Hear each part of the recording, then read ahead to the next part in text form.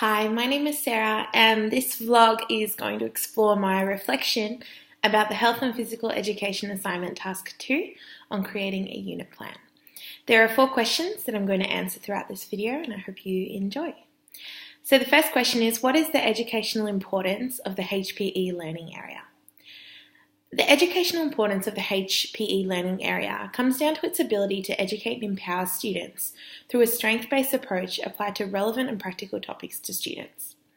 The revised health and education curriculum seeks to shift the focus on seeing health as one-dimensional and following set guidelines to understanding that health is multidimensional. Rather than just telling students to run more and not eat bad foods, the approach of developing students' skills and abilities to make decisions and promote health and well-being is being employed.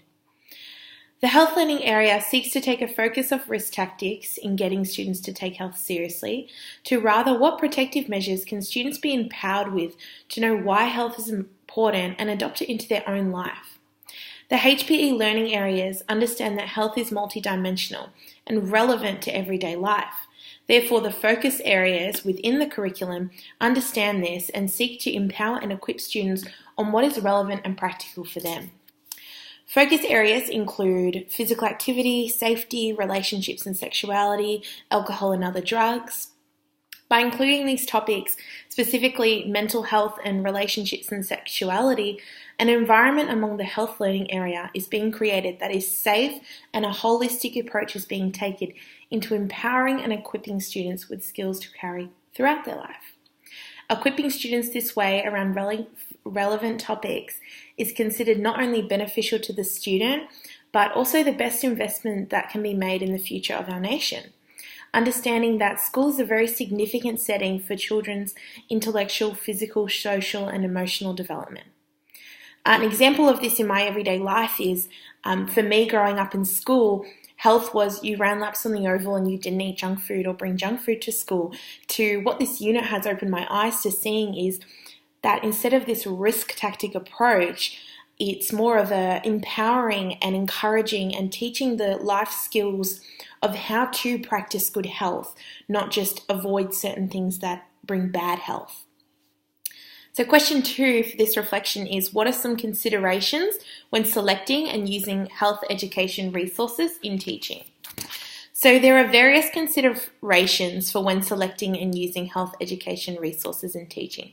Specifically, I think it fits into 3 categories: schools, parents, and students. In regards to schools, this is just ensuring that relevant policies are being taken into account, and that's whether it's government policies or school-specific policies, along with taking into account what is the school's approach to health and well-being. For parents, this is a little bit more personal. Health education can deal with some tricky topics that can bring about further questions and queries as students are developing. Therefore, consulting parents and what their intention for students' health education is, I think is really important. Students need to know that a safe environment that's being created in the classroom is also being echoed when they get home. And this, I think, can be done through parent considerations and support through the resources that are going to be used to teach health education. Finally is the students and the style of teaching that is adopted towards actually teaching these students, which will relate specifically to the resources that are employed. If a traditional approach is taken or adopted, resources are often confined to, reading, video, worksheets, teacher talking, and risk-based narratives. However, if an active approach is taken, then resources will include out-of-classroom activities, excursion, hands-on activities, student create and respond, inquiry-based learning, cooperative work. Therefore, the biggest consideration comes down to the teacher's style of what they choose to adopt, a traditional or active approach, along with understanding how the students learn and also what is appropriate for that age group that is being taught. An example for this from my placement I've just been on is I was teaching a Year 8 class and I got to know this class quite well during the first week. So information that I knew could just be spoken through a video to them, I intentionally chose to go out on the oval and do this activity that had them engage with the skills. And as a result, they grasped the skills and knowledge I want them to in a way that was active and more beneficial to them than me just speaking to them about it. So the third question is, how do students learn in, about, and through movement? Students learn in and about through movement through the ways that they engage with physical education.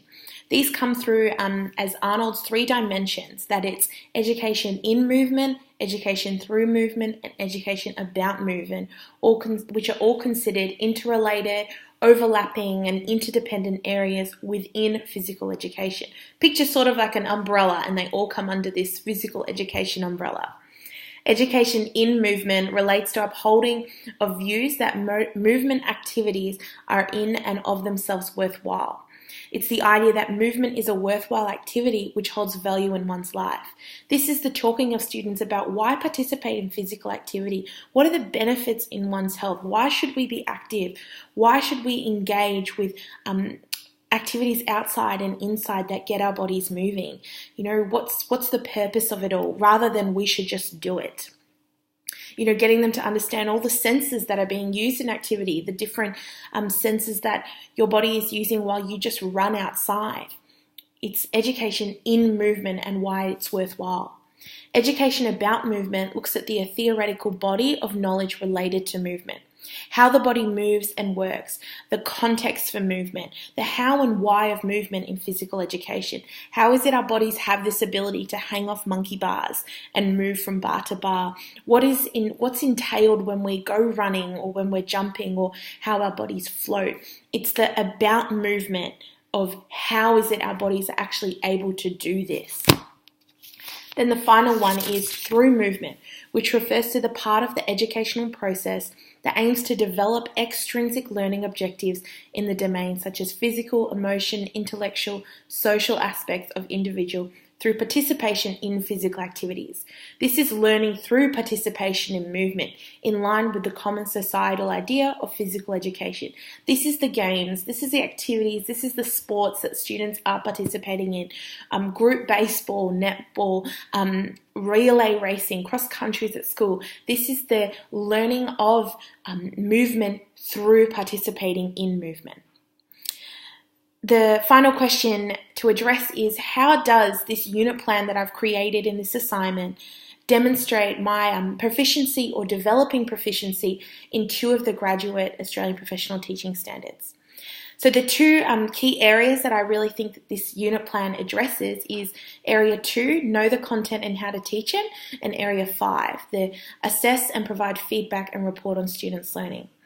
In regards to Standard 2, specifically Section 2.2, which looks at being able to demonstrate content and selection and organisation of a unit and a sequence in a teaching program. And I really feel like the unit plan that's been created does this. If anyone was to pick it up, you can read from the beginning and understand what are the key skills and knowledge that are trying to be taught to students. What is the areas of development that are going to occur? What are the assessments that are going to occur? It's broken up into 3 key parts: your introduction, your body, and your main. And students are engaging with a variety of activities to sequentially teach them the skills and the knowledge that the unit wants to do that. And so it's also displayed and presented in a really clear way with sentences condensed and resources provided, that if anybody was to pick up this unit of work, they could teach this unit of work. And so I really feel like that demonstrates an ability to organize content from the curriculum in a coherent and well-sequenced way to progressively show students from the beginning of the term and learn with them through to the end of the term. The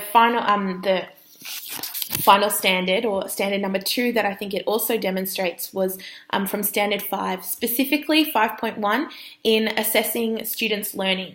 The unit of work incorporates those 3 key assessments: diagnostic, formative, and summative, throughout the whole unit of work. It begins with a diagnostic assessment of what students know through the Wonder Wall.